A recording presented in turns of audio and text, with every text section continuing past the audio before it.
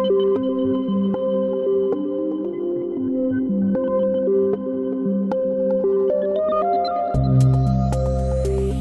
is 6 Minutes, the Seriously International Daily Newscast. It's Wednesday, April 23rd. I'm Emma Albright. And I'm Anne-Sophie Goninet. It's still early in the Falkland Islands, while the evening has set in Busan, South Korea. Here in the World Crunch newsroom in Paris, it's just after midday. These are the latest headlines. Ukrainian Western officials meet in London for downgraded talks on Russia's war in Ukraine. Kashmir experienced its worst civilian attacks in years. And our daily quiz question comes from Rome ahead of the Pope's funeral. American, Ukrainian, and European officials are meeting in London on Wednesday to discuss ending Russia's war in Ukraine without US Secretary of State Marco Rubio, who abruptly cancelled his trip to the British capital city. This makes chances of any breakthrough look slim, despite warnings by US President Donald Trump that Washington could walk away if there was no progress on the deal soon. Meanwhile, 9 people were killed after a Russian drone hit a bus carrying workers in the Ukrainian city of Marhanets early on Wednesday. The body of Pope Francis was carried out in a solemn procession on Wednesday from his residence at the Vatican to St. Peter's Basilica. The open coffin will lie in state until Friday evening, allowing the faithful to pay their respects before the pontiff's funeral on Saturday. In the Indian-controlled region of Kashmir, tens of thousands of armed police and soldiers have been deployed a day after an attack killed at least 26 people, most of them tourists, in the scenic town of Pahalgam.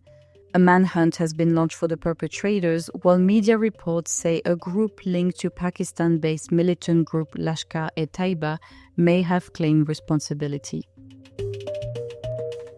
In the Middle East, mediators from Egypt and Qatar are working on a proposal to end the Israel-Hamas war that would include a 5 to 7 year truce and the release of all remaining hostages, officials reported on Wednesday. This comes after the reported death of at least 10 people in an Israeli attack that sparked a fire at a school sheltering displaced people in Gaza City.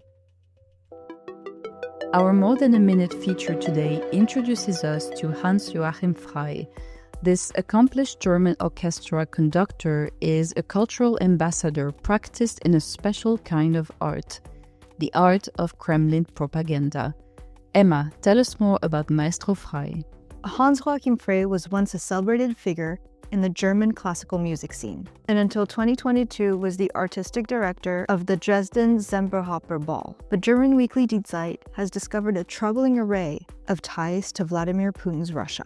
Frey met Putin back in 2009, when the Russian leader attended the opera ball and spent the night in Dresden. For Putin, it was slated as a brief return to the city, where as a KGB agent in the 80s, he had witnessed the fall of the Iron Curtain. But that evening, 26 years ago, Frey said Putin invited him back to his hotel, ostensibly to discuss his past ties to the city. 16 years later, Frey says his career is at an all-time high, and much of his work organizing cultural events can be traced to his ties with Putin and his allies. The conductor singles out the so-called Peace Gala in Rome in 2024, attended by an odd mix of right-wing influencers, sanctioned oligarchs, and at least one prominent American, Tulsi Gabbard, who would later become the director of national intelligence in the Trump administration. Does Frey ever go beyond just organizing these cultural gatherings? Frey's role isn't just ceremonial. He's become a cultural conduit for the Russian state, receiving honors from Putin and generous funding from Kremlin-linked foundations. His foundation puts on lavish events in places like St. Petersburg and Dubai.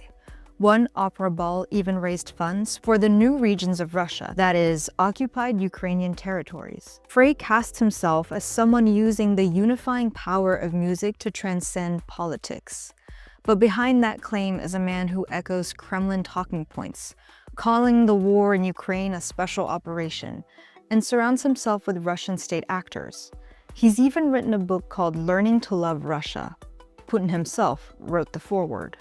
His connections stretch across elite circles in both Russia and Germany, though his former colleagues in Dresden have broken ties with him, with one saying that he was, quote, always fascinated with power. That fascination has taken him far.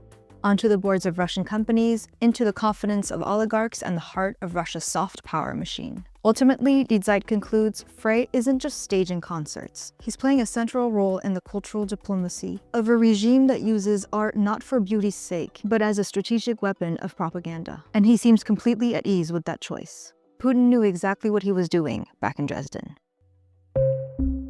We're closing things out today with our daily quiz question, which comes from Italy's capital city. Which events will be postponed on Saturday because of Pope Francis' funeral being held that day in Rome? Is it A. Live music festivals, B. Soccer games, C. Gelato eating contests, or D. Marathons? The correct answer is B. 3 matches of Italy's top-flight Serie A soccer league were postponed from Saturday to Sunday due to Pope Francis' funeral being held that day in Rome. Italy's women's Six Nations rugby game against Wales is also expected to be rescheduled as the country prepares to pay its respects to the pontiff who died on Easter Monday. That's the latest from around the world. If you like this podcast, we'd really appreciate it if you could help us out with a follow, share, and a 5-star rating on your preferred podcasting platform. For more of the best of the international press delivered exclusively in English, visit us at wordcrunch.com. We'll see you here tomorrow. À demain.